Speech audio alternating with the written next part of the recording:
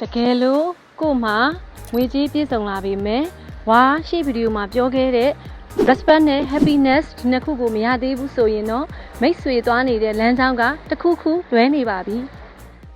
စစ်မှန်တဲ့လေးစားမှုဆိုတာကိုယ့်ရဲ့စိတ်နေစိတ်ထားနဲ့အရှင်တွေကနေပဲရှာယူရတာပါကိုကဂတိတည်ရလားကိုကျင့်တရားကောင်းမွန်ရလားသူတစ်ပါးပေါ်စာနာမှုရှိရလားစတဲ့အချက်တွေကပဲမိတ်ဆွေရဲ့အဓိပ္ပာယ်ရှိတဲ့ဂုဏ်သိက္ခာကိုဖြစ်စေမှာပါ